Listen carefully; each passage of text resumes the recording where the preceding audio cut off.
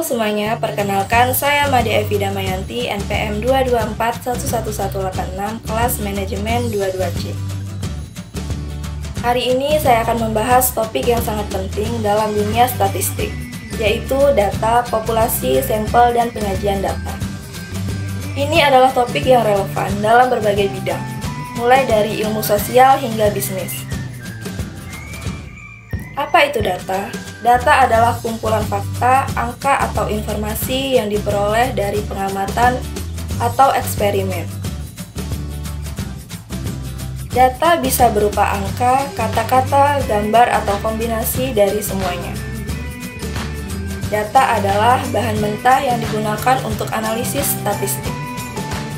Berikutnya, syarat data baik. Yang pertama, data harus objektif, sesuai dengan keadaan sebenarnya, atau astatis. Yang kedua, data harus bisa mewakili atau representatif. Yang ketiga, kesalahan baku atau standar error harus kecil. Suatu perkiraan atau estimate dikatakan baik, memiliki tingkat ketelitian tinggi jika kesalahan bakunya kecil. Syarat 2 dan 3 sering disebut sebagai syarat data yang dapat diandalkan atau reliable. Yang keempat, harus tepat waktu atau up to date. Yang kelima, harus relevan, yaitu data yang dikumpulkan harus ada hubungannya dengan masalah yang akan dipecahkan. Selanjutnya, jenis-jenis data. Yang pertama, data menurut skala pengukuran. Yang pertama ada nominal. Sifatnya hanya untuk membedakan antar kelompok. Contohnya jenis kelamin. Yang kedua, ordinal. Selain memiliki sifat nominal, juga menunjukkan peringkat. Contohnya tingkat pendidikan, seperti SD, SMP, SMA. Yang ketiga, interval. Selain memiliki sifat data ordinal, juga memiliki sifat interval antara observasi dinyatakan dalam unit pengukuran yang tetap. Contohnya temperatur. Yang keempat, rasio. Selain memiliki sifat data interval, skala rasio memiliki angka 0 dan perbandingan antara dua nilai mempunyai arti, contohnya tinggi badan. Selanjutnya, jenis data menurut sifatnya. Yang pertama, kualitatif. Berupa tabel atau nama-nama yang digunakan untuk mengidentifikasi atribut suatu elemen. Skala pengukurannya nominal atau ordinal. Data bisa berupa numerik atau non-numerik. Yang kedua, kuantitatif. Mengidentifikasikan seberapa banyak atau how many, discrete atau how much atau continue. Data selalu numerik, skala pengukurannya interval dan rasio. Selanjutnya, jenis data menurut sumbernya. Yang pertama, data internal, yaitu data yang menggambarkan keadaan atau kegiatan di dalam suatu organisasi, di dalam suatu sekolah, misalnya data guru, data keuangan, data siswa, data prestasi siswa, dan sebagainya.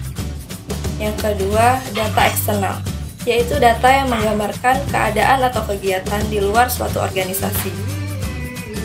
Bagi suatu sekolah, misalnya tingkat daya beli masyarakat, perkembangan biaya sekolah, permintaan atau demand, dan sebagainya. Selanjutnya, jenis data menurut waktu pengumpulannya. Yang pertama, cross-sectional data, yaitu data yang dikumpulkan pada waktu tertentu yang sama atau hampir sama. Yang kedua, time series data, yaitu data yang dikumpulkan selama kurun waktu atau periode tertentu. Selanjutnya, jenis data menurut cara memperolehnya. Yang pertama, ada data primer, yaitu data yang dikumpulkan dan diolah sendiri oleh suatu organisasi atau perseorangan langsung dari objeknya. Yang kedua, data sekunder, yaitu data yang diperoleh dalam bentuk yang sudah jadi, sudah dikumpulkan dan diolah oleh pihak lain, biasanya sudah dalam bentuk publikasi. Selanjutnya, populasi dan sampel. Populasi adalah kumpulan lengkap individu atau objek yang ingin kita pelajari. Contohnya, kita ingin mengerti tinggi badan semua penduduk di suatu negara. Sampel adalah sebagian kecil dari populasi yang dipilih untuk mewakili keseluruhan. Penggunaan sampel adalah cara efisien untuk mengumpulkan data tanpa harus menyelidiki seluruh populasi.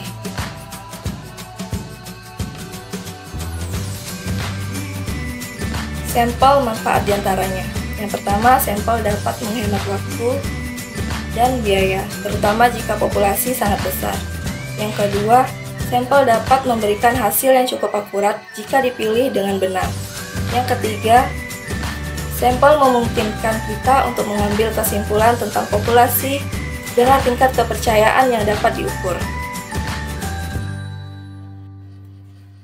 Selanjutnya, proses pemilihan sampel. Yang pertama, pemilihan sampel yang baik adalah kunci untuk mendapatkan hasil yang representatif. Yang kedua, ada berbagai cara atau metode pemilihan sampel, seperti sampel acak sederhana, stratifikasi, dan klaster. Yang ketiga, semua metode ini dirancang untuk menghindari bias dan memastikan sampel mencerminkan populasi. Selanjutnya, penyajian data. Setelah data dikumpulkan, langkah selanjutnya adalah penyajian data. Ada berbagai cara untuk menyajikan data, seperti tabel, grafik, dan diagram. Penyajian data yang tepat dapat membantu orang lain memahami dan mengambil kesimpulan dari data. Selanjutnya, jenis-jenis grafik. Yang pertama, grafik batang. Digunakan untuk menunjukkan perbandingan kategori atau variabel. Yang kedua, grafik lingkaran.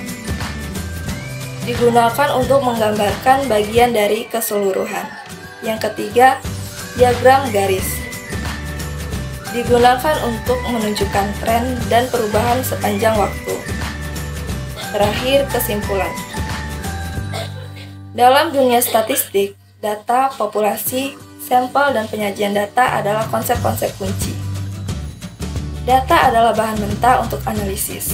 Populasi adalah kumpulan lengkap yang ingin kita pelajari. Sementara sampel adalah bagian yang direpresentasikan. Penyajian data yang tepat membantu kita memahami dan mengambil kesimpulan dari data.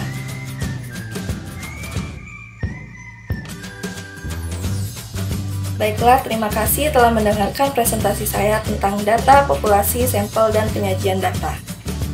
Saya harap informasi ini bermanfaat bagi Anda dalam pemahaman statistik dan penggunaannya dalam berbagai konteks.